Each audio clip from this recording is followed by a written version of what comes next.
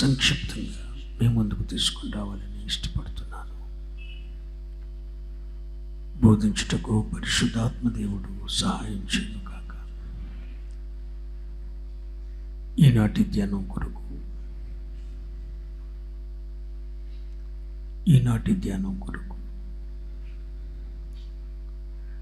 కీర్తనల గ్రంథం 84వ అధ్యాయం 6, 7, 5 నుండి 7 వచనాల వరకు. ఒక వచనం నేను, ఒక వచనం మీరు, ఆఖరి వచనం అందరూ కలిసి చదువుకుందాం. నీ వలన బలము పొందు మనుషులు ధన్యులు, యాత్ర చేయు మార్గములు వారికి అతి ప్రియములు.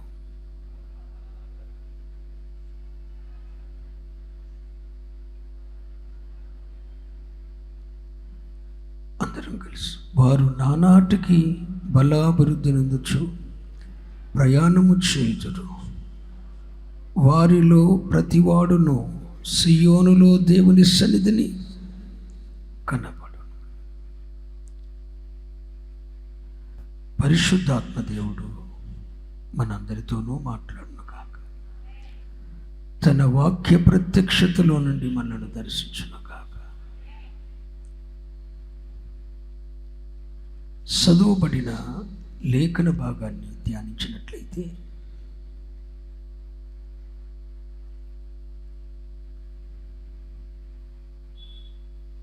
కోరాహు కుమారులు ఈ కీర్తన రాస్తూ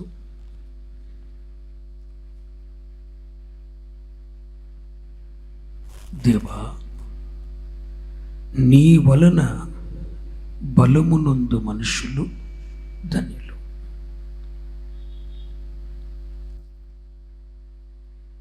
నీ వలన బలము పొందు మనుషులు ధన్యులు. నీ వలన బలము పొందు మనుషులు ధన్యులు.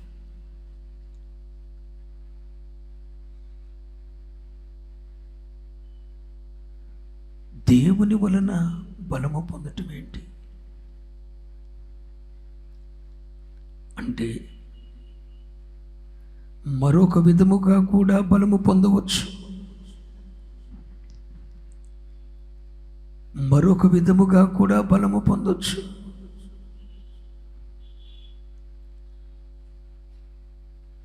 మనము బలము పొందటానికి లోకములో చాలా ఉన్నాయి.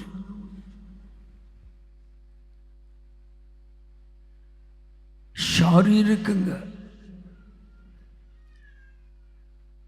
మనము బలము పొందటానికి లోకము చాలా వనరులనే సమకూర్చింది.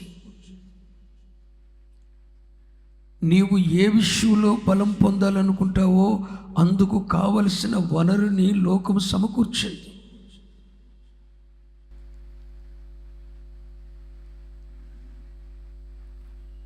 లోకములో ఉన్న వాటి వలన బలము పొందేవాడు ధన్యుడని వాక్యం చెప్పటం లేదు. కానీ ఈ కోరాహు కుమారులు ఈ కీర్తన రాస్తూ, దేవా, నీ వలన బలము పొందు మనుషులు ధన్యులయ్యా అంటే మనం అర్థం చేసుకోవలసింది ఏంటో తెలుసా? ఒక మనుష్యుడు దేవుని వలన కూడా బలమునందొచ్చు. ఎలా బలమునందుతాడు? ఒకానొక పర్యాయం పౌలపోస్తలుడు తన బలహీనతను బట్టి దేవునికి మొరపెడుతున్నాడు. తన బలహీనతను బట్టి దేవునికి మొరపెడుతున్నాడు. అయ్యా, నాకు కలిగిన ప్రత్యక్షతలు అనేకముగా ఉన్నందున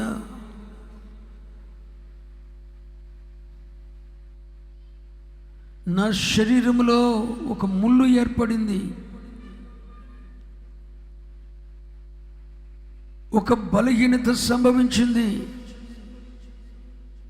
ఆ బలహీనత అమలు చేయటానికి సాతాను దూత నా శరీరం మీద నియమించబడ్డాడు.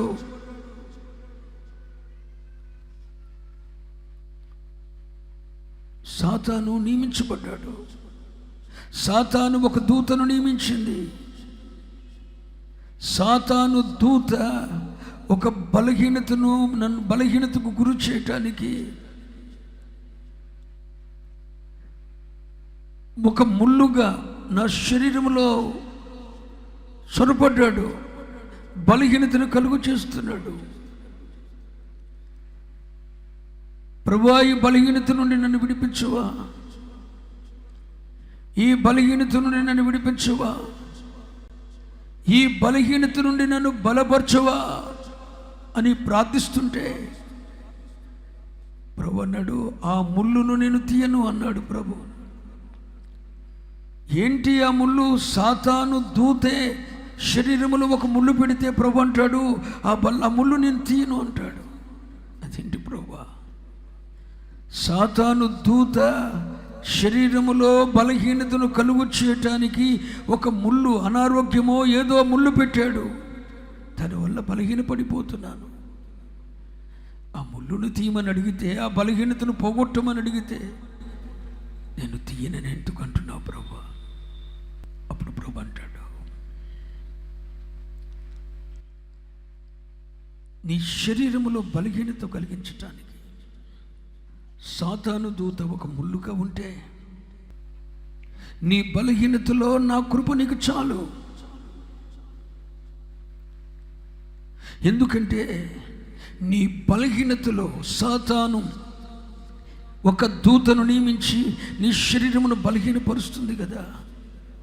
అలా బలహీనపరిచిన ప్రతిసారి నీ బలహీనతలోనే నా శక్తిని సంపూర్ణం చేస్తాను.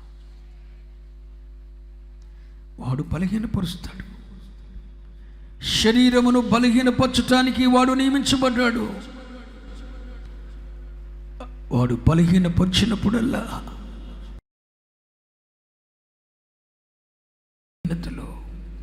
నీ బలహీనతలో నా శక్తిని నేను పరిపూర్ణం చేస్తాను. ఆమేన్. అంటే దీని అర్థం ఏంటి? సాతానేమో బలహీనపరచటానికి ఒక దూతను నియమించాడు. ఆ బలహీనపరచబడినప్పుడు దేవుడేమో ఆ బలహీనతలో తన శక్తితో నింపి బలపరుస్తున్నాడు. ఇది దేవుని వలన కలుగు బలము కాదా? ఇది మనుషులు ఎవడైనా ఇచ్చాడా అండి? ఎన్నోసార్లు, ఎన్నో సమయాల్లో ఇక శరీరం మంచం మీద ఉండి లేవదు అనుకున్నంతగా, ఇక ఆఖరి క్షణాల్లో ఉన్నాను అన్నంతగా ఎన్నోసార్లు నా శరీరంలో బలహీనత ఏర్పడింది. ఎన్నోసార్లు ఒక మాట చెప్తానంటారు, దేవుని యొద్ద నుండి ఒక ప్రత్యక్షత వస్తే ఆ ప్రత్యక్షత కలిగిన దైవజనుడు, ప్రత్యక్షత కలిగిన ఒక ఆత్మీయుడు చచ్చిన వాళ్ళ పడిపోతాడు. ప్రార్థన చేయటం ఈజీ అని మీరు అనుకుంటారు. నీ కొరకు ప్రార్థించి దేవుని యొద్ద ఒక ప్రత్యక్షత కనిపెట్టాడంటే, దేవుని యొద్ద నుండి ఒక ప్రత్యక్షత అనుగ్రహించబడిందంటే, దానియేలు ఎన్నిసార్లు అన్నాడు, ఆ దర్శనమును నేను చూడగానే చచ్చిన వాని వలె నేను పడి ఉన్నాను. మరలా దూత వచ్చి నన్ను తట్టి లేపి బలపరిచే వరకు లెగలేకపోయాను అంటాడు దానియేలు. పద్మాసు దీపంలో ఉన్న అదేమో పాత నిబంధన కదండి అంటారా? క్రొత్త నిబంధనలో కూడా పద్మాసు దీపంలో ఉన్న ఆత్మవశుడై నిత్యము 24 గంటలు ఆత్మ ఆధీనములో ఉండగలిగిన దైవజనుడు అపోస్తలుడు యోహాను దర్శనమును చూసి సచ్చిన వాని వలె పడిపోయాడు. ఒక ప్రత్యక్షత దేవుని యొద్ద నుండి వచ్చినప్పుడు,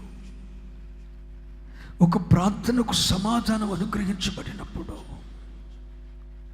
ఆ ప్రత్యక్షత కలిగిన ఆత్మీయుడు ఎవరికైనా, ఆత్మీయురాలికైనా శరీరం బలహీనమైపోతుంది. ప్రత్యక్షత వస్తే బలహీనమవుతుంది, దర్శనం కలిగితే బలహీనమవుతుంది.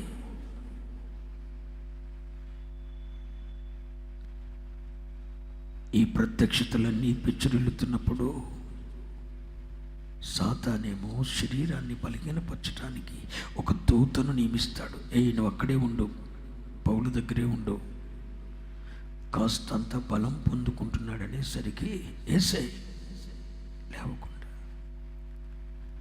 పౌలపుస్తుడి కన్నా గనులు మనము.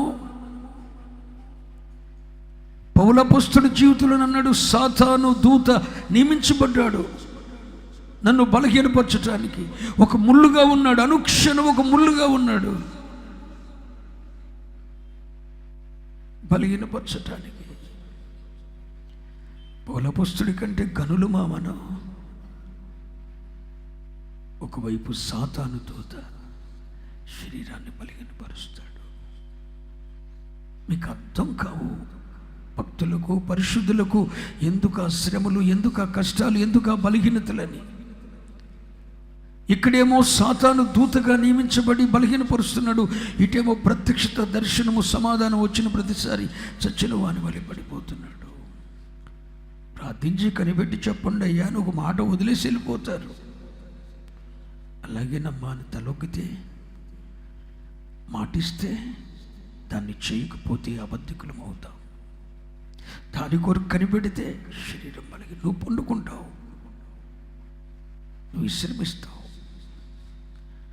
కానీ ఇక్కడ ఒక శరీరం బలహీనపరచబడుతుంది, ప్రత్యక్షత కలిగిన శరీరం. కొరాహు కుమారులు అనుభవించి ఉంటారు, ఎందుకంటే వారు బలిపీఠం దగ్గర పరిచారకులు. దేవుని మందిరములో పరిచారకులుగా నియమించబడ్డారు కొరాహు కుమారులు. ఏ బలిపీఠం యొద్ద స్థానాన్ని అయితే తన తండ్రి పోగొట్టుకున్నాడో, చూస్తూ ఉండగానే భూమి నెరవిడిచి మింగేసిందో, అలాంటి దుస్థితి మాకు కలగకూడదని చెప్పి తన తల్లిదండ్రులు తనకు కలిగిన ఆస్తులన్నీ భూమి మింగేస్తుంటే, కోరాహు కుమారులు వెళ్ళి మా తల్లిదండ్రుల పక్షంగా మేము ఉండం, మాకు దేవుడు కావాలి అని చెప్పి పరిగెత్తుకొని భూమి నెరవేరుస్తున్నప్పుడు పరిగెత్తుకొని పోయి బలిపీఠాన్ని పట్టుకొని వేలాడారు. తిరుగుబాటు చేసిన దైవజన్యమే, తిరుగుబాటు చేసిన కొరాహు కుమారులు, కొరాహు ఆస్తి, కొరాహు అంతా భూమి నెరవిడిచి మింగేసింది. మా తండ్రి మాకు అక్కర్లేదు, దేవుడు కావాలని చెప్పి బలిపీఠం దగ్గరికి పరిగెత్తిన వాళ్ళు వారు బ్రతికారు. బ్రతికిన వారిని దేవుడు బలిపీఠం దగ్గర పరిచారకులుగా, ఆయన మందిరంలో పరిచారకులుగా దేవుడు నియమించాడు. నియమించబడిన కొరాహు కుమారులు, నేను అనుకుంటున్నా ఎన్నిసార్లు బలహీనపరచబడ్డారు, ఎన్నిసార్లు వారి శరీరం బలహీనపరచబడిందో.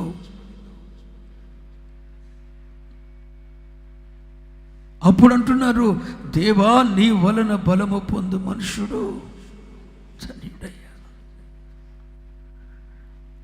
పౌలపుస్తునితో కూడా ప్రభు అన్నారు అదే మాట, నీ బలహీనతలో నా శక్తిని సంపూర్ణం చేస్తా. ఇప్పుడు అతని బలహీనతలో దేవుని బలం ప్రత్యక్షమైంది. బలహీనులకు, శక్తిహీనులకు బలాభివృద్ధి కలుగు చేయవాడు ఆయనే. Praise the Lord. శక్తిహీనులకు, బలహీనులకు, శక్తిహీనులకు బలాభివృద్ధి కలుగు చేయవాడు ఆయనే, ఆయనేనండి. ఆయన బలపరుస్తే ఆయన బలమునిస్తాడు. అందుకే కీర్తనాకారులు, కొరాహు కుమారులు అంటున్నారు, నీ వలన బలము పొందు మనుషులు ధన్యులు. మరి హృదయ కలశములు అడుగుతున్నా, నీవు బలహీనపరచబడినప్పుడు ఎవని వలన నువ్వు బలపరచబడుతున్నావు? దేని వలన బలపరచబడుతున్నావు? దేవుని వలననే బలపరచబడుతున్నావా? లోకములో ఉన్న దాని వలన దేని వలనైనా బలపరచబడి చాలులే జీవితం అనుకుంటున్నావా? కానీ దేవుని వలన బలము పొందు మనుషులు ధన్యులు.